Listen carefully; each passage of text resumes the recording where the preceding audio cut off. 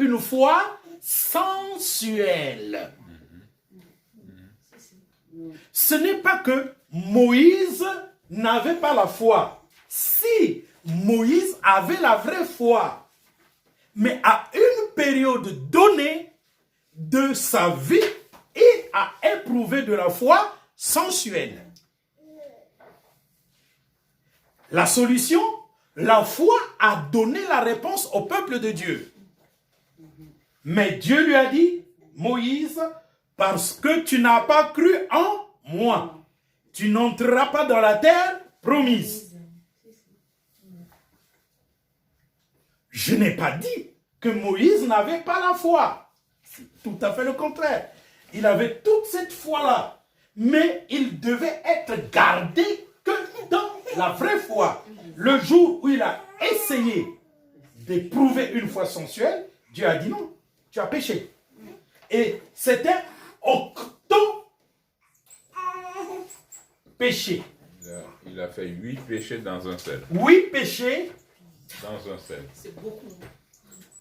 8 péchés dans un seul. C'est un octo-péché. Donc vous comprenez, peuple de Dieu, que le but, si c'est ne pas pécher, je vous dis, personne ne serait sauvé. Voilà pourquoi c'est par grâce que vous êtes sauvés, par le moyen de la foi, et cela ne vient pas vous, pour que personne ne puisse se glorifier. Si c'est pour être sauvé, il ne faut pas pécher, ben personne. Même le grand Moïse. J'ai écrit un livre tout entier où je vous ai démontré que dans leur ministère, tous les hommes de Dieu ont péché. Même Paul, même Pierre, même Adam, même Moïse, même Élie, tous. Sauf le Seigneur. Sauf Jésus-Christ de Nazareth. Amen. C'est ça qui fait la différence.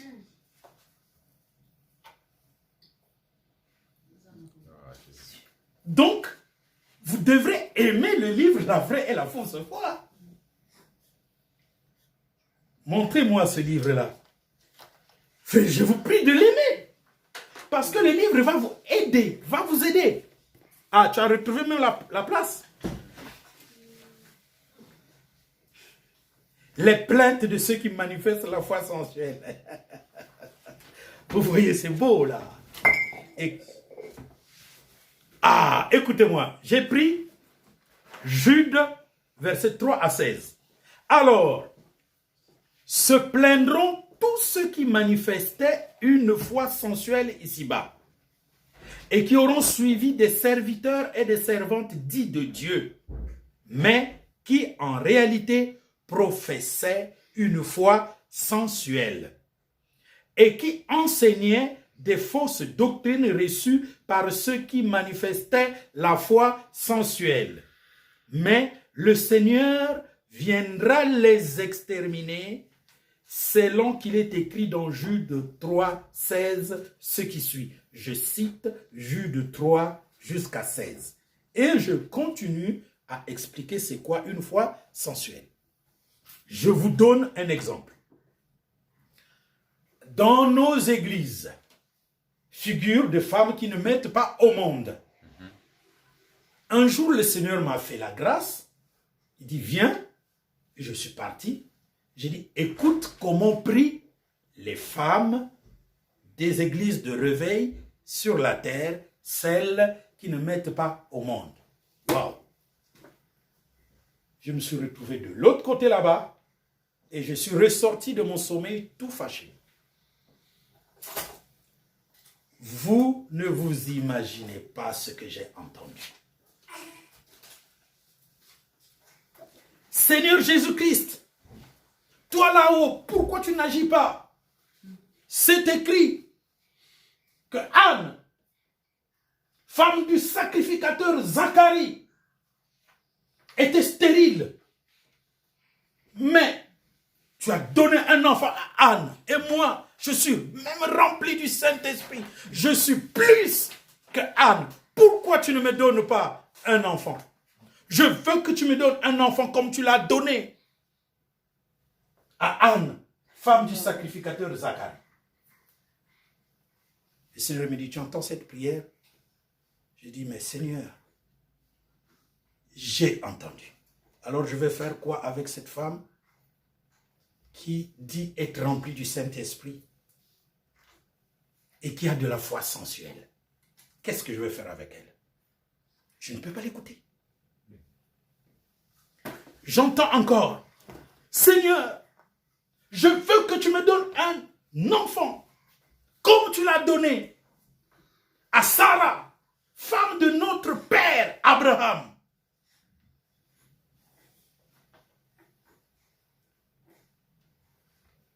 Le père de la foi. Le Seigneur m'a dit, tu écoutes ça aussi? Oui. Je fais quoi? Je dis, mais Seigneur, tu ne peux pas exaucer. Parce que cette servante de Dieu dit qu'Abraham est le père de la foi. Et donc, qu'elle a demandé à Abraham de lui donner un enfant. Mais parce qu'Abraham n'est pas le père de la foi. C'est Jésus qui est le père de la foi. Ma soeur, tu entends la différence? Oui. Abraham n'est pas le père de la foi. C'est écrit où?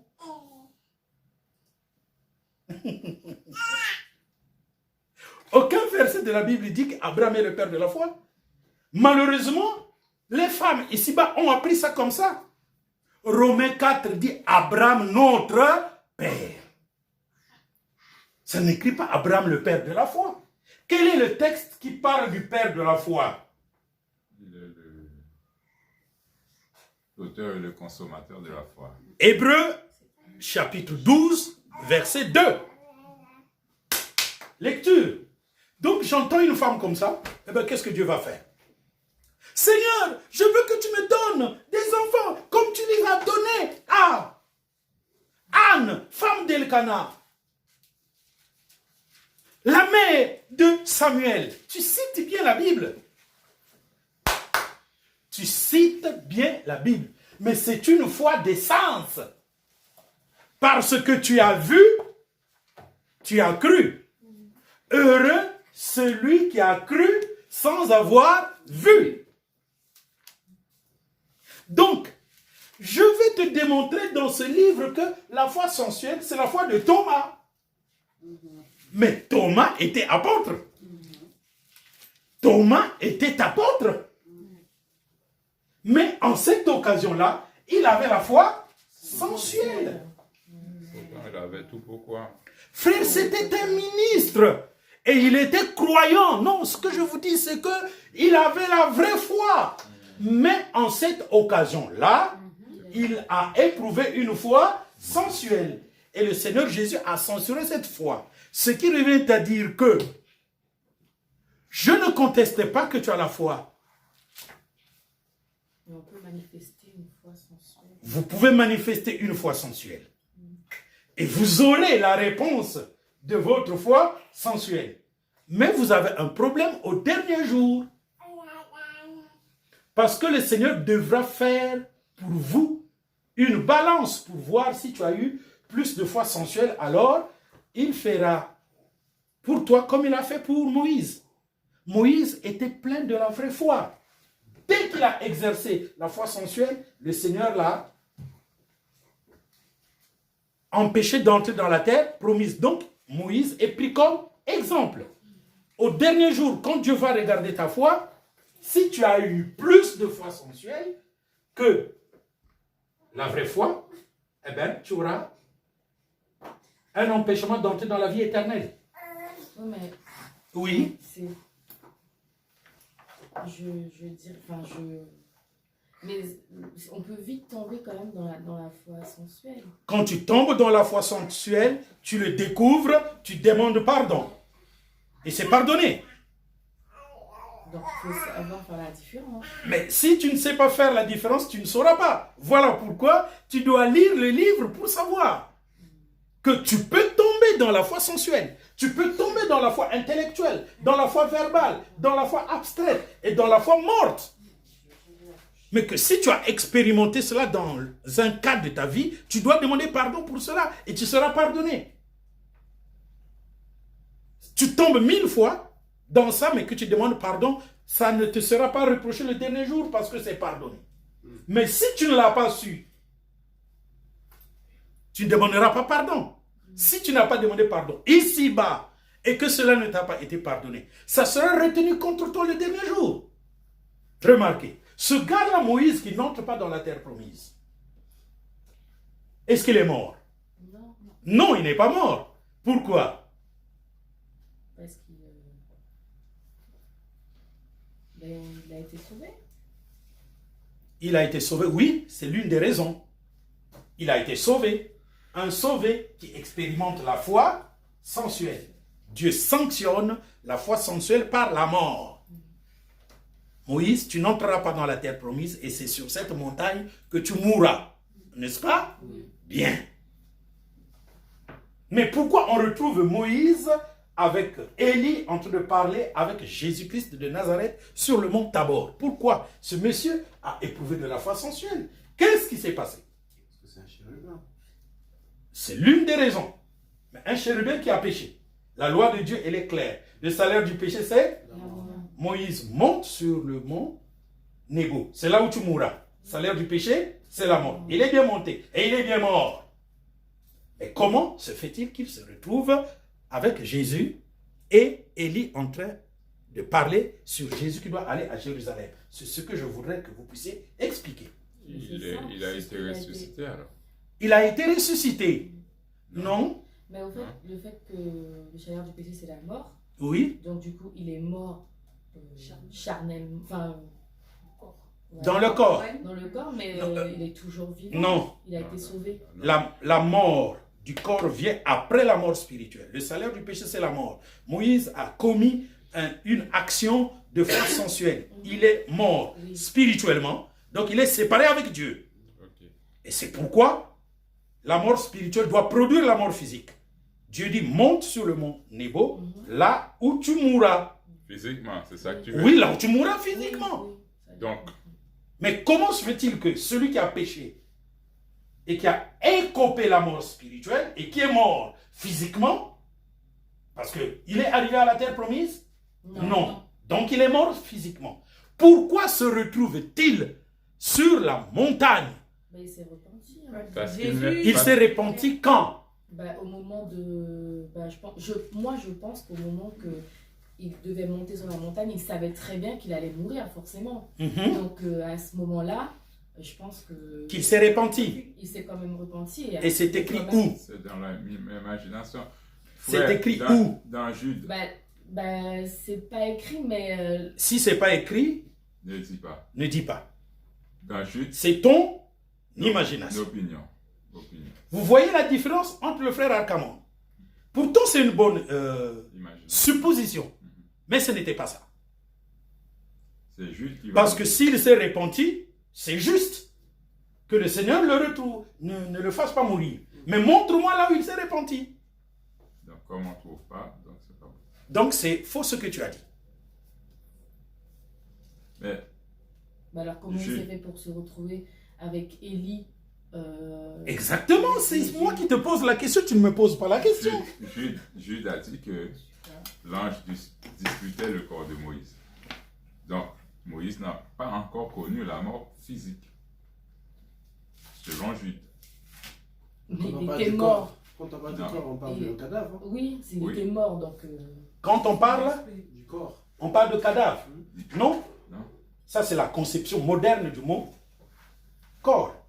Ben, Le corps c'est celui-ci. Oui, mais quand on est mort, je Quand on il se est- dispute de ton corps, ça veut dire que. il est inanimé. Il est... Non, Or, Je la dis tâche non. est lorsqu'il comptait. je vous dis ça c'est la conception moderne. Le corps dans la Bible, c'est le corps. Parce que Lazare. Lazare était un cadavre. Ouais, c'est- La Bible dit, lecture Deux. de Jude verset 9. D'accord. Et or, l'archange Michael, lorsqu'il contestait avec le diable et lui disputait le corps de Moïse, n'osa porter contre lui un jugement injurieux, mais dit que le Seigneur te réprime. Donc, Dieu dit, Moïse, tu vas mourir, donc tu es séparé de moi à cause de l'incrédulité, d'accord? Monte sur la montagne. Là, il y aura un jugement pour toi. Mais, il faut dire, Josué, toi dis au peuple que Moïse va mourir sur la montagne. Comme ça, tout le peuple sait que Moïse est mort. Et ils vont le pleurer pendant 40 jours. N'est-ce pas? Oui. Mais, en dehors du peuple, devant qui tout ceci s'est produit, il y aura la justice de Dieu qui va se réaliser. Entre Satan et l'archange Michel. Pour Moïse qui est encore vivant. Et donc, moi, Satan, je veux prendre le corps de Moïse, donc Moïse, et l'emmener en enfer. L'archange Michel va lui dire, mais quelqu'un ne peut pas aller vivant en enfer. C'est réservé à toutes les personnes qui sont spirituellement mortes et qui n'ont pas été sauvées. Or, Moïse a été sauvé. Il a péché. C'est un bon enseignement devant le peuple de Dieu d'Israël qui le croit mort. Mais ici, le peuple d'Israël n'est pas. Donc, toi tu veux l'emmener en enfer. Maintenant, demandons à Dieu que le Seigneur te réprime, toi, Satan. Conséquemment, qu'est-ce qui va se passer? Le Seigneur va réprimer, donc va empêcher Satan d'accomplir ce qu'il veut faire. Et donc, qu'est-ce qui va arriver à Moïse? Il est enlevé. Il va vivre. Oui. Bon, il va vivre où? Il est enlevé. Avec le Seigneur. Si c'est sur la montagne, eh bien, il pourra descendre et puis aller en Canaan. Oui. Donc, le Seigneur l'enlève et l'emmène avec lui. Et il l'amène où? Ah, Au premier ciel, non? Au ciel. Pourquoi au ciel? sous l'autel. Sous l'autel. Pourquoi sous l'autel? Parce que c'est un C'est hébreu. chérubin. C'est un hébreu. C'est un chérubin. Et donc, C'est un chérubin. Donc, il doit aller sous l'autel. donc il est Sous transporté. l'autel, c'est réservé pour les corps célestes du peuple d'Israël, sauvés dans la période de la formation de l'Église. C'est bien spécifié. Rien que dans la période de la formation. Ah, ok, d'accord. Auparavant, c'est pas possible. Ok. Non, mais Sous l'autel n'est pas encore ouvert. il est quelque part, en fait, Il est au premier dans l'espace. Il est quelque part dans l'espace, Dans l'univers. dans l'univers. Mais il a son engin de Mais là, il est dans son engin. transport. Parce que tu vas pas être dans l'univers, dans le vide comme ça. Oui. Donc, il est dans son vaisseau spatial. Donc il se promenait comme ça dans le... Jusqu'à aujourd'hui, Moïse est dans son vaisseau spatial. Parce que la dernière fois, tu avais dit que ça se trouve, il vient, il prend les livres, il achète les livres à la FNAC et il repart. Il achète. Oui, il peut venir acheter mais les livres à la FNAC. C'est mal lire. C'est vrai. Oui, non, mais Et il vient parce que ici, Mais- il achète les livres. Oui, est-ce que c'est impossible? C'est un homme. C'est un être humain. Ouais. mais le Personne va le salaire, reconnaître. mes C'est frères, pas impossible. le salaire du péché reste toujours la mort. Donc Moïse mourra. Moïse fait là quoi? Moïse va connaître la mort physique à un moment donné. Oui, à un moment donné. Oui, c'est vrai. Et quand est-ce qu'il connaîtra la mort? Quand À il un va moment donné. revenir C'est Quand à il la- va revenir. avec C'est à la Moïse et- veille. La bête va le tuer. Mm, Parce qu'il fait partie de ceux qui devaient connaître la gloire par la mort. mm. Et ça, c'est expliqué dans les livres. Les livres que les gens n'aiment pas. Parce que les gens n'aiment plus la vérité de la Bible. On leur raconte tellement d'histoires. Dieu est bon, Dieu est bon, Dieu est bon. Mais attendez, vous ne pouvez pas dire Dieu est bon. Moi, il y a un truc que je comprends. Pourquoi pourquoi Dieu n'a pas mis Moïse au premier ciel au fait, avec lui? Oui, mais parce qu'il faut que tu lises encore. Fort heureusement, j'expliquais à quel moment on peut aller au premier ciel. Qu'est-ce qu'il y a au premier ciel? Ok. C'est pas correct. Ok. Qu'est-ce qu'il y a au premier ciel? Eh ben, d'un côté, il y a Satan et ses esprits malins. Oui. De l'autre, Donc, dans un continent, il y a Satan et les esprits malins. Oui. et de l'autre, il y a le Seigneur Jésus. Non, le Seigneur Jésus n'est pas au premier ciel. Enfin, avec les... Frère Efface. J'ai pas d'avis. Je sais pas. Voilà, il faut connaître. Je ne suis pas sûre. Le premier ciel, après cette voûte céleste, vous avez le premier ciel. Le premier ciel est semblable à cette terre. Non, à cette voûte céleste. Donc là-bas aussi, il y a un système solaire. Sur ce système solaire, il y a 8 planètes. Et sur l'une des planètes, il y a une terre. Sur cette terre,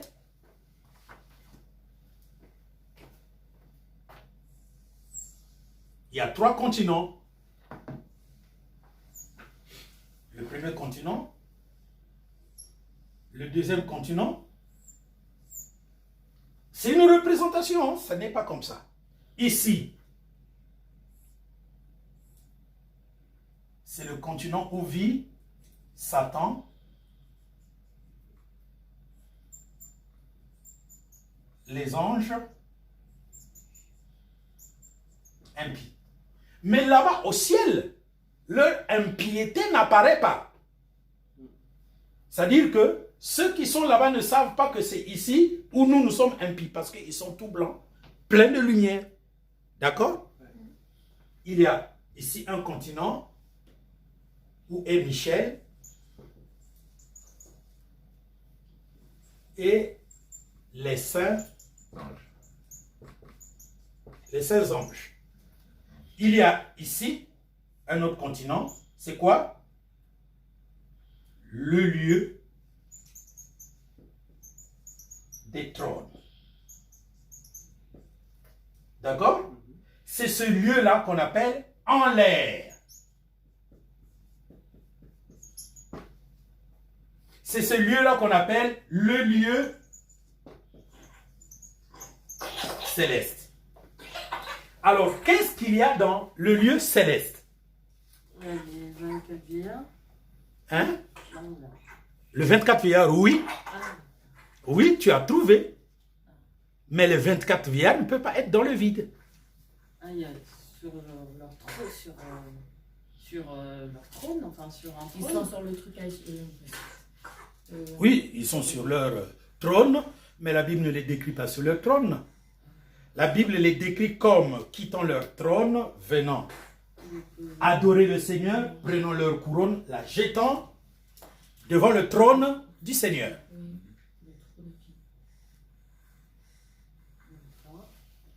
Qu'est-ce qu'il y a ici, dans ce troisième continent?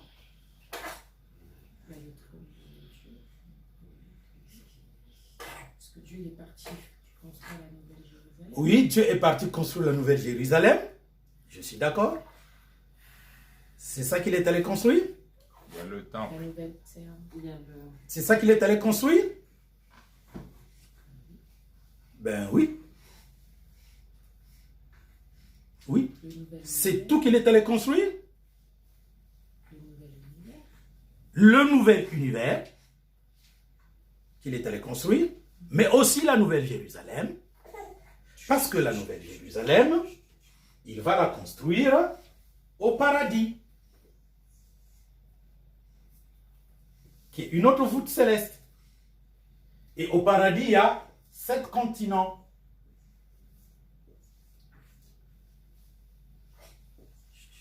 Ça, c'est, comment on appelle ce continent? Éphèse. Et, oui, épouse d'Éphèse. Épouse de Smyrne. Smyrne. Pergame. Il y a Épouse de Pergame. De Sardes. Épouse de Thyatire. De Sardes. Épouse de Sardes. De Philadelphie. Épouse de Philadelphie. Et de Laodicée. Épouse de Laodicée. Ici, dans le troisième ciel, il y a 7 continents. Et ici, sous l'autel, il y a un seul continent. Et ici, c'est la terre. N'est-ce pas? Oui.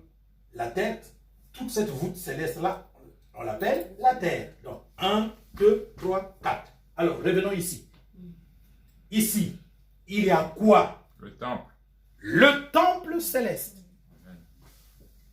dans lequel le Christ a apporté son sang pour maculer le propitiatoire. Tout à fait. Et quand il a maculé le propitiatoire, boum, la porte du paradis s'est ouverte. La porte de sous l'autel aussi s'est ouverte. S'il n'avait pas mis le sang ici, la porte du paradis ne serait pas ouverte. La porte de sous l'autel ne serait pas ouverte. Et il n'aurait pas le droit de quitter cet univers actuel pour aller construire le nouvel univers. En même temps, il est en train d'attendre que chaque membre de l'église d'Éphèse qui atteint la perfection vienne ici. Ainsi de suite. Et quand l'église de Laodicée a produit le nombre suffisant d'épouses de Laodicée, la fin de l'âge de la formation de l'église a été arrêtée sur la terre et nous sommes en 1965. Mais frère, Pour aller à la rencontre du Seigneur dans les airs. Pour aller à la rencontre du Seigneur dans les airs, c'est à la fin du monde. Oui, mais... Non, oui, oui. Enfin, c'est 3 ans et demi. Non, tu vas lire là, c'est à la fin du monde, D'accord. après le millénium. D'accord, très bien. J'ai pris le soin de bien l'expliquer dans ces journaux. Donc, cette question sera répondue C'est vrai. dans la lecture du journal et je voudrais que le lundi prochain, tu me donnes la page C'est pour vrai. j'expliquer ça en l'air, en l'air, en l'air. Quand on dit en l'air, c'est là où nous sommes sauvés. Nous tous, nous devons être sauvés là. Ici. Ceux qui sont parfaits ou qui ne sont pas parfaits, tout le salut c'est là. Parce que c'est ici où il y a le lieu du trône. Et le trône c'est quoi? C'est tout simplement le trône de la grâce qui va devenir le trône du jugement. C'est-à-dire que les 24 vieillards sont remplacés par les millions de sauvés. Donc il n'y aura plus 24 trônes, il y aura autant de sauvés, autant de trônes blancs ici. moi j'ai une question. Oui? Au niveau du paradis, le premier qui est rentré au paradis, c'est le brigand repentant. Oui, c'est le Là, tu brigand as dit repentant. qu'il y avait 7 continents, mais le brigand repentant, il se trouve où alors? Mais d'après toi, il se trouve où? Puisqu'il est le premier qui est entré. Éphèse. Puisqu'il est le premier qui est entré. Il est dans Éphèse l'âge. a été fait par Paul Lévitier. Et par qui? Par Paul. Moi, Éphèse, Allons-y. Éphèse a été fait par qui? par Paul. Exactement. Donc le brigand repentant, lui, Il doit être dans Dans l'église Éphèse. la première La église. première, c'est une question de... C'est la première église. C'est pas C'est parce qu'il est le une période de premier périodicité. que c'est Paul. Non, c'est dans la même période. Périodicité. C'est un découpage du temps, en fait. Il est là. C'est une question de temps. Il est le premier, donc il ne viendra pas ailleurs. Il y a... Et écoutez-moi très bien. En attendant que... Écoutez-moi très bien. Tout ça, en dehors, c'est de l'eau. Hein? Ici, par exemple, tout ça, c'est de l'eau. Hein? Parce que c'est un continent, n'est-ce pas? Donc, tu ne peux pas vivre dans l'eau là-bas. Tu dois venir sur un continent réservé à Éphèse. Donc ce qui aurait à dire que Éphèse existait avant que Paul... Ben, tout ça Non, existe. Éphèse, écoute, Éphèse est déjà là. C'est un continent. Maintenant, ceux qui doivent venir là-bas, ils ne sont pas encore prêts. Maintenant, au moment où on dépose le sang sur le propitiatoire et que la porte pour venir ici s'ouvre, conséquemment, à quel moment le sang a été déposé ici? Tu sais à quel moment? Quand Christ a Quand il est traversé de romain. l'autre côté. Hein? Ben, au bout du 3e jour, quand il est monté. C'est juste dans la période où il dit à Marie, ne me touche pas, Ouais. parce que je ne suis pas encore monté. Mais va dire à mes frères, si ça a pris 1 heure ou 30 minutes de marche, le Christ a fait le tour, il a déposé le sang. Et il est revenu prendre sur la terre le brigand repentant pour aller le déposer. C'est ça. Le premier colonisateur du paradis. Le premier colonisateur du paradis, c'est le brigand repentant. Donc, pleine leçon de grâce. C'est un pécheur qui croit tout simplement en Jésus-Christ qui entre au paradis. C'est simple ce qu'on vous demande. Croire en Jésus-Christ. C'est simple ce qu'on vous demande. Croire en Jésus-Christ. Je ne sais pas ce que vous cherchez. C'est simple ce qu'on vous demande. C'est simple. Le monsieur, s'il avait 40 ans, il avait 40 ans et 39 ans et 11 mois et 30 jours de pécheur. Il a eu 1 minute de confession de Jésus. Le paradis est ouvert pour lui. Le premier. Donc, ça veut dire que, et vous? Combien sommes-nous brigands? Non, et vous? Vous êtes mieux que le brigand. Parce que vous avez le temps d'entendre l'évangile. Vous avez le temps de vous repentir. Vous avez le temps de prouver même que vous avez la foi en Jésus. Lui, il n'a même pas eu le temps de le prouver parce qu'il était là en train de pleurer, de souffrir. Il a même commencé par injurier Jésus comme l'autre. Mais en un clin d'œil, il réfléchit, il dit non Jésus, moi je viens de réfléchir là. Nous deux, nous sommes des brigands. Mais toi, on n'a jamais entendu que tu as fait quelque chose de mal. Ah, mais tu es l'homme dont parlait la Bible, l'Ancien Testament. Écoute, quand tu reviens là, souviens-toi de moi. Dis non, non, non, c'est pas quand je reviens. Aujourd'hui même, je te dépose au paradis. Quelle est la leçon que la bonne nouvelle vous donne? Pourquoi vous ne croyez pas? Qu'est-ce qui vous empêche de croire? Je voulais expliquer durant tout cet enseignement. Vous pensez que c'est les hommes qui doivent vous dire vous êtes sauvés. Non, c'est vous et Dieu. Amen. C'est vous et Dieu. Tout l'enseignement est un enseignement biblique. Réécoutez cet enseignement petit à petit, tu réécoutes, tu arrêtes, tu réfléchis, tu réécoutes, tu arrêtes, tu réfléchis, tu prends tes notes, tu réécoutes, tu arrêtes, tu réfléchis, tu prends tes notes. Et prenez le temps de lire. De lire. De lire. Prenez le temps de lire. Ne vous en faites pas. Si vous payez bien, peut-être dans 2 semaines, le deuxième journal sort avec maintenant. La suite des livres. Et c'est quel livre? Et là, tu vas faire introduction sur la diversité africaine.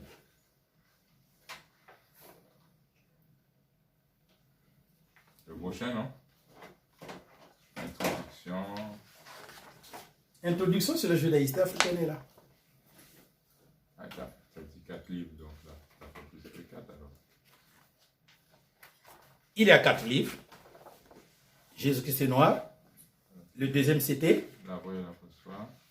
Le deuxième? La vraie et la fausse foi. Et le troisième? Ah, ok, introduction. Sur la judaïcité africaine. Et ensuite, d'accord, Jésus. Et ensuite? Jésus-Christ est noir, le plaidoyer. Le plaidoyer. D'accord. Donc là, après, c'est... Après, c'est quoi?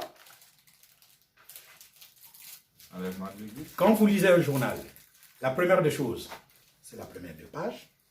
La deuxième des choses, c'est la fin du journal. Ah, ok. Ah, ok. Si tu as lu la fin du journal, alors tu comprendrais que ça sera mythe et révélation sur la malédiction africaine, hiérarchie de l'église biblique, épître au ministère israélien des cultes et du grand rabbinat, tome 1, épître au ministère israélien des cultes et du grand rabbinat, tome 2. C'est mentionné là. Là, il y a des informations. Là, j'ai dit que tu peux noter tes questions. Donc, toute cette partie-là, c'est pour les questions que tu vas noter dans la lecture du livre. Déjà, si la première page, tu remplis ça, ben, tu n'as rien compris. Toute cette partie, c'est pour les questions pour les 4 livres. Donc, les questions que tu n'as pas trouvé de réponse, tu les notes comme ça. Par exemple, aujourd'hui, si vous aviez lu, tu peux me poser ces questions, tu ne vas pas les oublier, ça va marquer ici. La parole de Dieu. Donc, ce livre est écrit pour vous aider à lire Jésus-Christ est noir. Jésus-Christ est noir, c'est tout le ministère là-dedans. Est-ce que vous comprenez? Et j'ai expliqué la vraie et la fausse foi.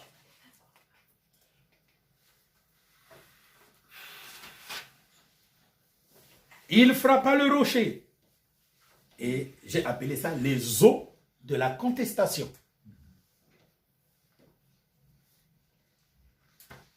C'était une foi, mais sensuelle. Mais ça a produit le résultat. Et ceux qui ont bu cette eau, ils sont arrivés dans la terre promise? Non. Non. Donc, leur problème terrestre était résolu. Mais spirituellement, ils n'ont rien résolu parce que c'est les eaux de la contestation. Vous devez faire attention. Ce qui compte, ce n'est pas ce que tu demandes. Faites attention en sorte que tu forces Dieu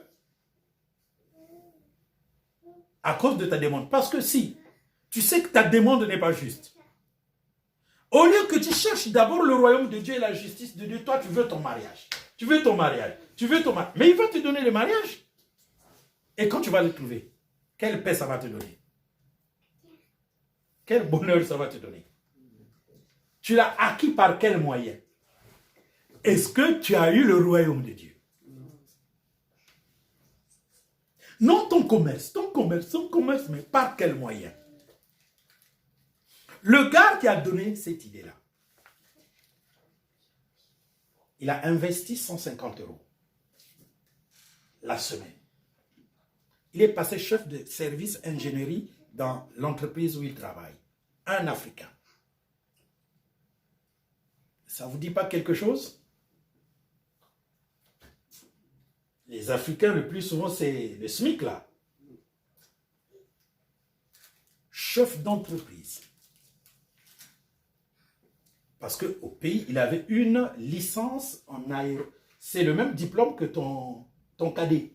Et lui, il a acquis depuis le pays là-bas. Le même diplôme, parce qu'il a fait l'aviation aussi. Il est arrivé ici. Ils sont dans une entreprise de traitement, je crois, des quoi là. Et tu vois, les blancs qui travaillent là, les chefs mécaniciens, tout ça, ils trimaient, ils ne parvenaient pas. Lui, il a dit, mais au fait, votre manière de régler ces machines-là, ce n'est pas la bonne manière. Toi, tu es là, tu soulèves les poids là. Il dit, mais moi, c'est ce que j'ai étudié. C'est de l'aérotechnologie. J'ai étudié tout ça. Toi là, tu as étudié tout ça, oui. Tu as un diplôme? Oui, j'ai un diplôme. J'ai une licence dans ça. Oh, comment ça? Et qu'est-ce que tu fais là avec les autres? Est-ce que tu peux vraiment nous prouver, dire, mais oui, je peux vous démontrer comment on fait. Alors, il leur a expliqué comment ça marche. Et comment, rapidement, ils peuvent régler ça sans mettre du temps. On l'appelait à la direction. On appelait un technicien avec beaucoup de diplômes. Et il a démontré comment sont constituées les machines, comment ça fonctionne et comment il faut les régler le plus facilement possible. Et on lui a fait faire un test, il l'a réussi. Et on lui a promis de le promouvoir. Chef du secteur de l'ingénierie. Donc, il attendait la promesse. Quand il a financé, parce qu'il m'a dit, mais moi, je veux qu'on fasse un journal pour présenter les livres. J'ai dit, oui, c'est ce que, en principe, je dois faire. Mais vous savez, financièrement, c'est difficile tout ça. Il dit, mais essaie de demander, ça peut donner combien? Donc, il y a un mois, j'avais demandé, ça donne 300 €. Il avait promis il dit, moi, je vais financer la moitié et tu demandes aux autres frères de financer la moitié. Il a financé la moitié. Et la fois passée, je vous ai dit, voilà, que le frère a financé la moitié. Cette semaine. Le financement arrive. Dans cette semaine, on l'appelle au bureau. On dit, bon, maintenant il faut que tu prennes ton poste. Je vous ai écrit ça, non? Vous n'avez pas lu? Si, si. Oui, oui. Et ça, c'est bon à raconter au monde. Amen. Je crois qu'on va lui réserver un peu cette partie-là. Comme témoignage. Parce que j'ai dit qu'on va ajouter un témoignage. Où on peut mettre deux. Pourquoi? Ici, ça va devenir un témoignage. Parce que le journal est fait pour le public. Si c'est à l'intérieur, c'est une confession de saint. Je viens de confesser ce que Dieu a fait pour lui. Confession des saints. D'accord? Mais quand vous prenez une confession des saints et que vous l'expliquez dans le monde, ça devient le témoignage de Jésus-Christ. C'est ce que Jésus a fait pour quelqu'un qui appartient à l'Église.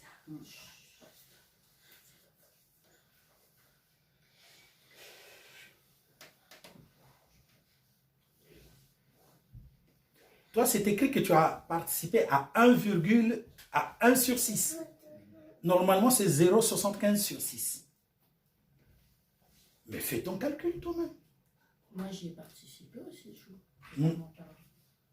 J'y ai participé Non, tu n'as pas participé. Tu as participé en faisant quoi? en insistant pour que tu ailles voir l'imprimeur qui, aujourd'hui, te produit les journaux. Oui. Parce que si je n'avais pas insisté... Non, ça c'est pour l'imprimeur. Ça, Et tout on seul. n'aurait jamais trouvé l'imprimeur. tout seul, tu prends ce que tu as fait. Reçois tes bénédictions. Non, c'est les bénédictions pour l'imprimeur, mais Voilà. pas les bénédictions. Oui, pour le du journal. Oui, C'est chaque différent. bénédiction. Si j'avais pas insisté... Non, si tu n'as pas insisté, C'est vrai. j'aurais pas pu trouver ce... mais j'aurais trouvé quelqu'un d'autre. Beaucoup plus cher.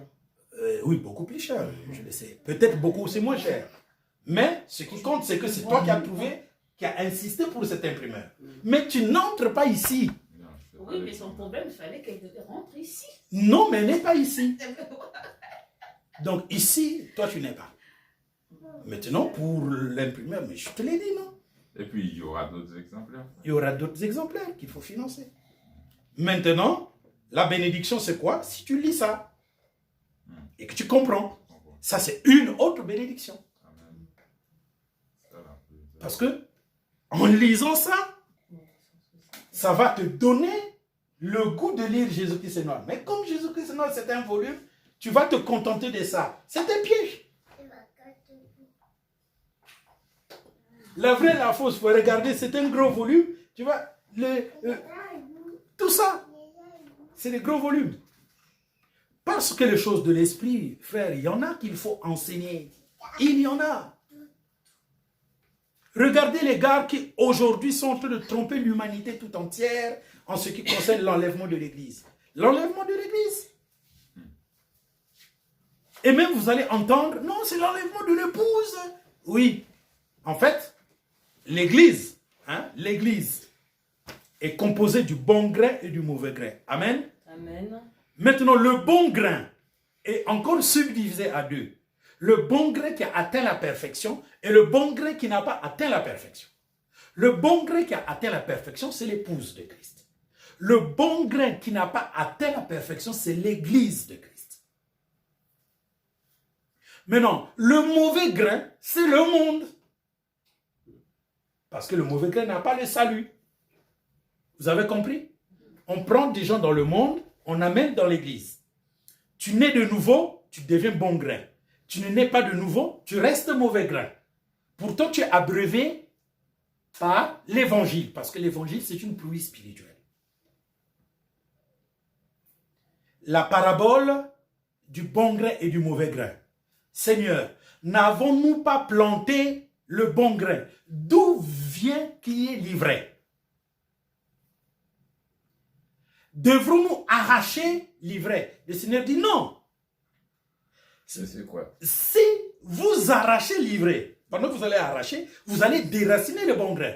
Donc, laissez croître le bon grain et le mauvais grain. À la moisson. À la moisson. À la moisson. J'enverrai mes serviteurs. Ils vont commencer par déraciner le mauvais grain et le mettre dans le four. Comment on appelle ça? Le sarclage. Et enfin, je prendrai le bon grain pour le mettre dans les greniers. Donc c'est aujourd'hui qu'a lieu la grande moisson dans la période de la génération adultère et pécheresse. Mais comment se réalise cette moisson? Eh bien, il faut lier le mauvais grain en gerbe. C'est quoi? Les fausses églises qui continuent de se soutenir les unes les autres dans leur fausse doctrine. Vous dites Jésus-Christ est noir, partout sur la terre, il s'envoie le coup de téléphone. Il y a un faux prophète qui a écrit que Jésus-Christ est noir, beaucoup de bruit. Et eux tous, ils ont le même langage. C'est un faux prophète, c'est un faux prophète, c'est un faux prophète. Ils ne regardent même pas comment la Bible définit un faux prophète. Voilà, ils ne regardent même pas comment la Bible définit un faux prophète. Mais le fait qu'ils s'entrevoient de nouvelles, c'est ça que la Bible appelle, ils sont en train d'être liés en gerbe. Quand vous êtes qui se ressemblent, Ça semble. donc c'est ça. Il ne peut pas accepter ce message. Dites l'enlèvement de l'épouse, c'est autre chose. L'enlèvement de l'église, c'est le corps de Christ. C'est l'église qui a atteint la perfection. C'est ça qu'on appelle le corps de Christ. Et ils vont dire non, le corps de Christ, c'est l'église. Non. L'église est composée du bon grain et du mauvais grain. Le corps de Christ, ce sont ceux-là qui sont sauvés. C'est ça le corps de Christ. Maintenant, ceux qui sont sauvés et qui atteignent la perfection sont amenés ici, épouses de Christ. Ils sont sauvés, ils n'ont pas atteint la perfection, saint d'Abraham. Pas de problème, ne vous en faites pas. Ils participeront à la résurrection générale. Et à la résurrection générale, tous ceux qui ont été sauvés, ils vont être regroupés en corps de Dieu. Corps de Christ, corps de Dieu. Corps de Christ, corps de Dieu. Christ et Dieu, c'est la même chose. La différence, c'est que c'est la période où l'épouse est formée. Et c'est quoi le corps de Dieu? L'ensemble des corps qui ont atteint la perfection. À partir d'Abel, Adam, Ève, Jérémie, même dans la période de l'Église, dans cette période actuelle, tu es sauvé, mais tu meurs avant la seconde venue, tu vas dans l'essai d'Abraham. Dans les milléniums, des hommes vont naître, vont parvenir à la perfection. Maintenant, on va rassembler tous ces êtres humains-là. On appelle ça le corps de Dieu. Et on va dans l'enlèvement du Seigneur. 1 Thessaloniciens chapitre 4, verset 17. Et à partir de ce moment où on vient ici pour juger le monde et les anges, nous serons toujours avec le Seigneur. Si ça intervient avant, les Écritures ne vont pas s'accomplir. Mais tout ça, pour le mettre dans une doctrine et le prêcher, c'est la guerre. Or, nous avons fait ce travail. Là, on est en train de vous expliquer ce que nous sommes en train de faire. On trouve voies et moyens pour rendre possible ce message. Amen. Je vous ai pris trop de temps aujourd'hui. On a commencé en retard parce qu'on a d'abord fait une lecture. Et donc, continuez de faire la lecture. Je veux que vous, les enfants, vous me lisiez ça cette semaine. Seulement, Les ça, vacances. C'est les vacances. seulement, je n'ai pas terminé. Ça tombe bien. Vous avez droit à vos vacances. Vous avez droit à lire aussi vos leçons. Mais lisez-moi ça aussi.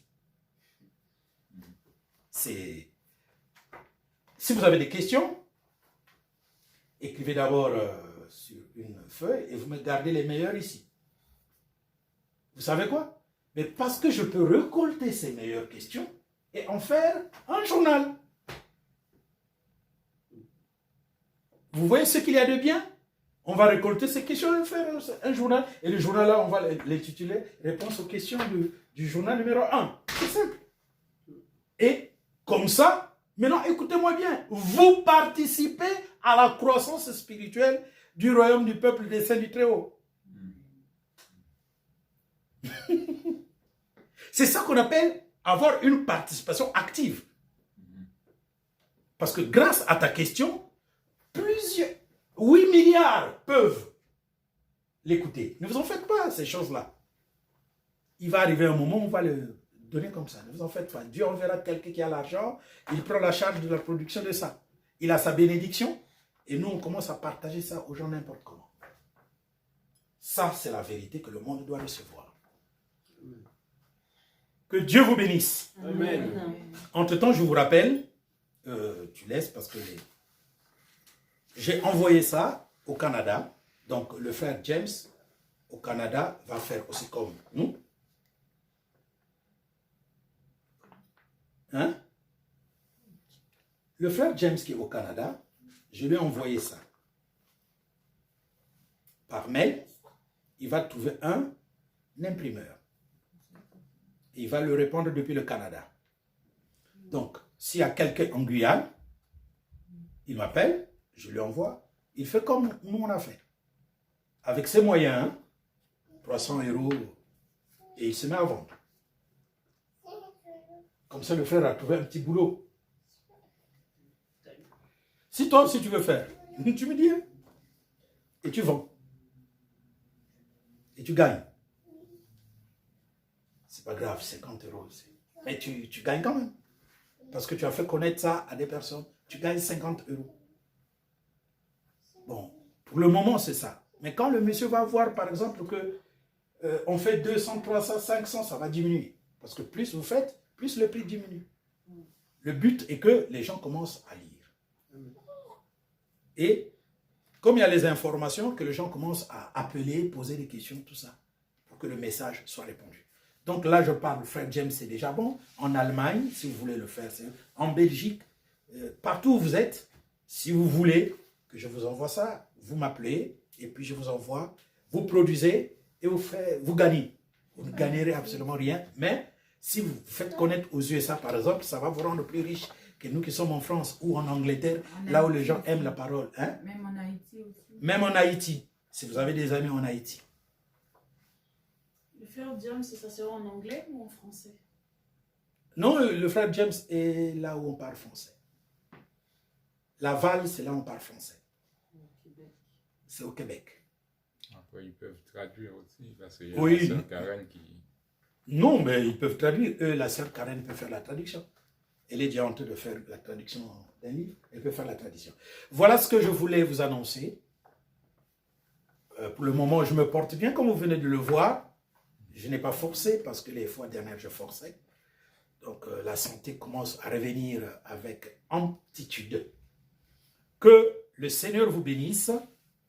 Soyez guéris au nom de Jésus. Soyez libérés au nom de Jésus-Christ. Soyez remplis de sa grâce. Croyez en Jésus. Que le Seigneur vous bénisse. Mon numéro de téléphone, le 06 79 81 10 84. Le 06 79 81 10 84. Que Dieu vous bénisse. Amen.